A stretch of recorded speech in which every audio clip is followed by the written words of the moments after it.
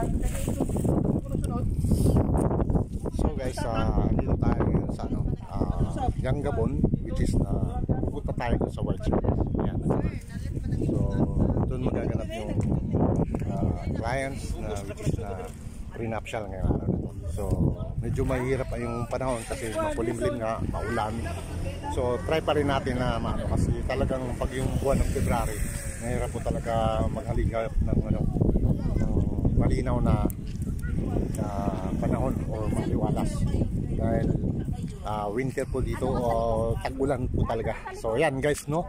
So ito, iniikot po dito yung area. So napakaganda po talaga. So ito po yung napupusuan ng ating clients through to prenuptial on location tayo. So yun guys, no? Ayan, nauna na sila. Ayan, ayan yung ikakasal.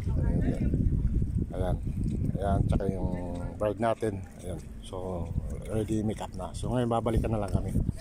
So mga dalawang anak. Hi sweetie, how are you? Ay, yan. So, we're going there. Ayan, ayan yung island.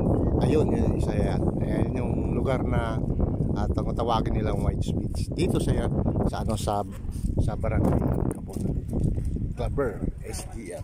So yun guys, no? So yung iba pa natin matatanong rito, yung developments dito sa port na to, which is ayan po.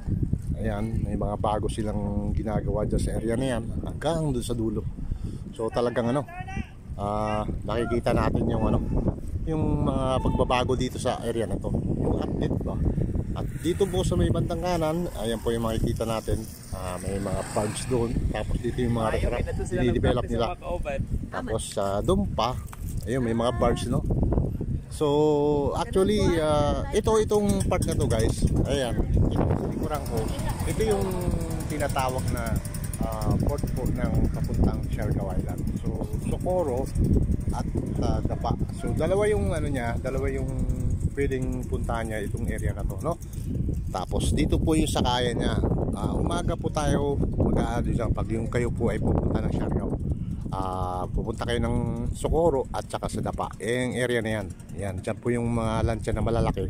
So ngayon wala pong ngayon yung mga biyahe ngayong oras na to. So yan iba ng mga naghihintay ng mga masasakyan. So yun guys, no, ito may mga service dito kung gusto niyo pumunta ng Bukas Grande. Dito po pwede po kayo dito mag-hire. Ito mga na yan, mga for hire po yung mga bangka na yan papuntang Bukas Grande po o kaya Soton. So yun guys, no? So ito po ito yung status ngayon, medyo makulimlim. So sana tayo, sana maging successful po yung ating gagawin yung araw na to sa ating workshop, no? As photography sa ating gagawin. Sana po maging maayos po ang lahat ng trabaho. So guys, sunod na video, kitang muli. Bye.